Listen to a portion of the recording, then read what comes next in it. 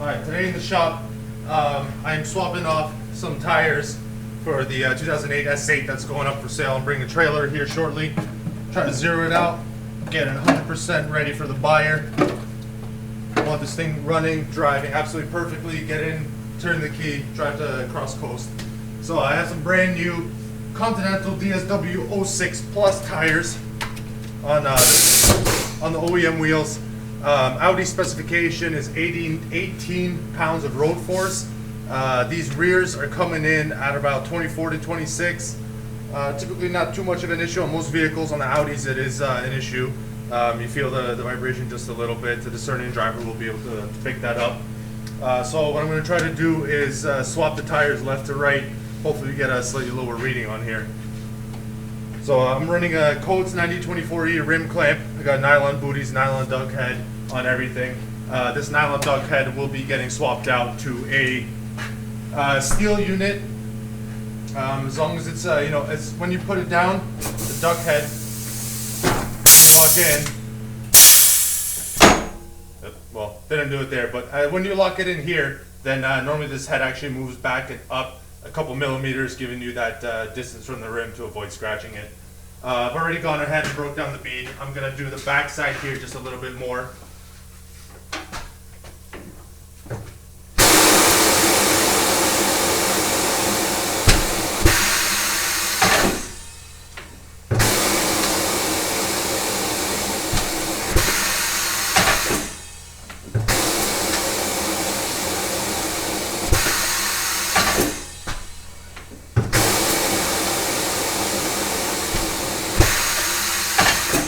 And I'm really working the backside of the wheel here, get a nice gap, because some jabronis before I had my own equipment, as you can see here and here, they grab the rim on the inside with the pointy side of the claws. So that's a big no-no. Never do that on aluminum wheels.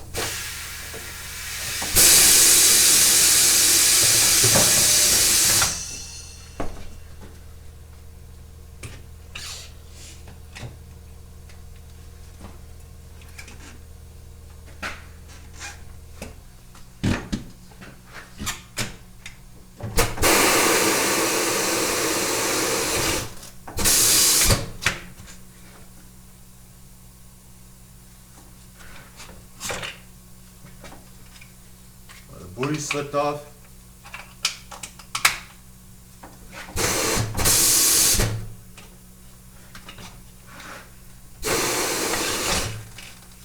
Check, make sure all the four jaws are locked in nicely.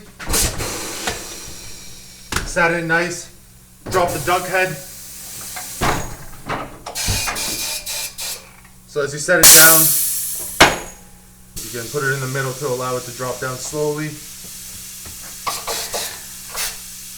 So if you watch the duck head closely here, when you lock it in, right now I'm contacting the rim, so it pulls it up and out just a little bit. Like I said, this nylon duck head is not the best. Obviously it's got flex to it, but it's a softer material than the paint and the rim itself, so you never actually end up damaging the wheel. Still got to be careful with what you're doing so you're not running around and scratch it. Mounting compound, I use group 31. Sometimes group 31. Right now I'm using some Myers Euro paste, but mainly I always use Euro paste. Find it's really good, gives you a good working time. It's not tacky, seals up the wheel nicely. It's anti-corrosion inhibitors in there.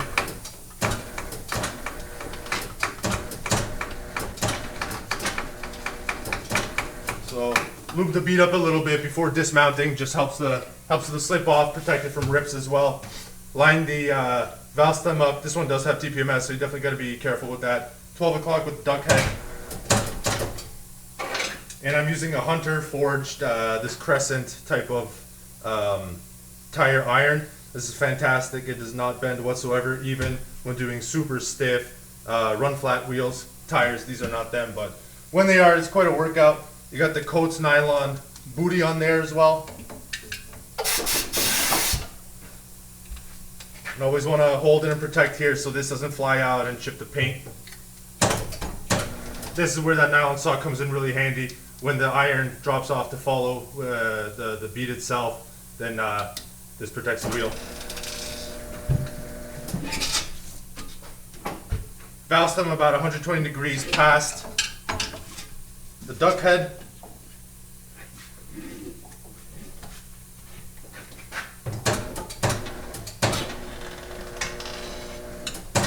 Alright, this tire is dismounted. Lay that off to the side. And I have already previously taken this tire off my left side wheel. Generally avoid putting the tires on directly on top. This is a brand new tire and the wheel's all clean, sometimes I'll put a towel in between, but otherwise I try to keep it on the ground just to minimize any scratches on the wheel itself. And then I previously cleaned these wheels up, so I'm just going to give them another quick coating of the Euro paste.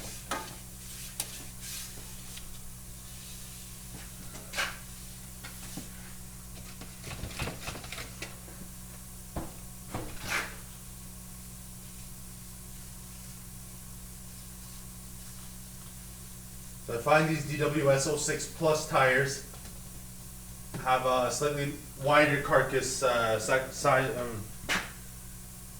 slightly wider cross section width. Also the carcass has a nice rounded look to it. You get a little bit more rim protection. Frankly, I like that little bubble lip look on it too. But if you're running spacers, it could cause an issue. Compared to, I had Michelin AS3 Plus on there before. That was a very square setup. So this is on the outside here.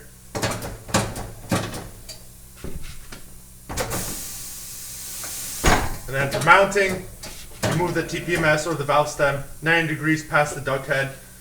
Frankly, I do both sides like this when I do the bottom and the top bead.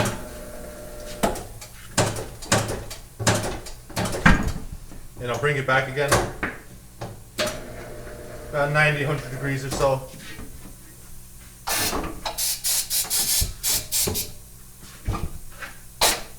Keep this side of the bead below the bulge. And I use this guy to lock it in place here.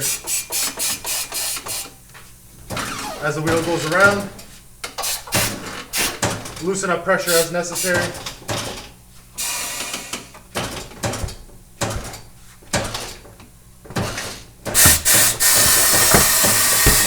There we go, tires mounted. And now to inflate. Non-stretch tires always steal my booties. I'll take them back. Nice thing about non-stretch tires is they're very easy to beat up, as a tire should be. But they're harder to get into the clamp itself. So one day, upgrade to a Hunter Revolution.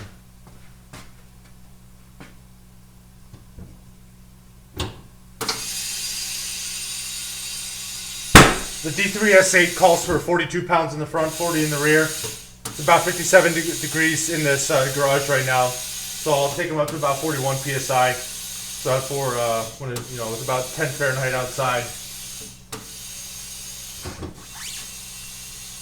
They'll even out. I like to keep it and warmed up already, so they'll be a little bit lower in the on cold starts, but seem to even out nicely.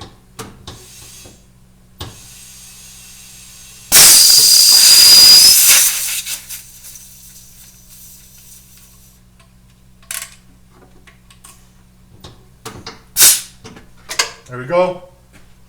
Mounted, done, put the cap on. And let's take it over to the balancer.